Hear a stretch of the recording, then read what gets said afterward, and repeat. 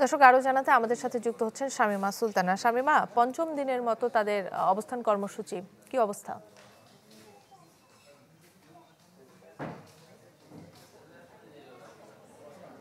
যথারীতি এখানে এক গ্রুপ তারা অনশন করছেন আন্দোলনকারীদের মধ্যে, এবং বাকিরা কিন্তু এখানেই আছেন, অবস্থান করে আছেন। আর যারা অনশনকারী আছেন, আপনি জানেন যে তাদের মধ্যে কিন্তু গত কয়েকদিন ধরেই বেশ কয়েকজন অসুস্থ হয়ে পড়ছে এবং তাদেরকে হাসপাতালে চিকিৎসা দেওয়া হচ্ছে।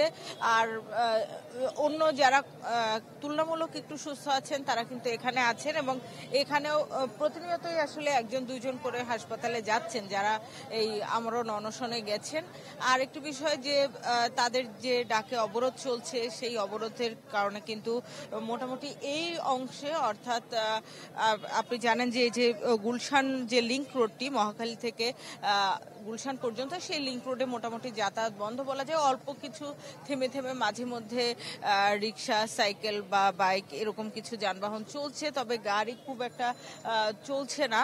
আরেকটি বিষয় বলে রাখি যে এই জায়গাটা তারা যেহেতু আন্দোলনটা ধারাবাহিকভাবে করছেন, এবং সেই কারণে কিন্তু ট্রাফিক কর্তৃপক্ষ তারা কিন্তু ডাইভারশন করে দিয়েছেন বিকল্প পথে, যাতে হচ্ছে এইসব এলাকায় আশেপাশে যারা যাতায়াত করেন তারা যাতে যেতে পারেন, সেই জন্য ডাইভারশন করা হয়েছে। তো এই রাস্তাটা বাদ দিয়ে অন্য রাস্তায় যাতে তারা চলাচল করেন সেই ব্যবস্থা করা হয়েছে। আর যারা আন্দোলনকারী আছেন, আপনি জানেন যে শিক্ষা মন্ত্রণালয় কিন্তু গতকালকে একটি প্রেস বিজ্ঞপ্তি দিয়েছে, যেখানে তাদের বিবৃতিতে বলা হয়েছে যে তারা একটি স্বতন্ত্র কাঠামো করার চেষ্টা করছে, যেখানে এই যে 7 কলেজ যেটি আছে, ঢাকার 7টি সরকারি কলেজ, সেই সরকারি কলেজগুলোর যাতে হচ্ছে গিয়ে তাদের যে এই যে পড়ালেখাটা একাডেমিক কার্যক্রমটা সেটি যাতে চলতে পারে ভালোভাবে, সেই জন্য তারা কাজ করছেন। তবে সেই ক্ষেত্রে শিক্ষার্থীদের দাবির প্রেক্ষিতে তাদের যে দাবিটি সেটিও বিবেচনায় রেখেছেন বলে জানিয়েছে শিক্ষা মন্ত্রণালয়।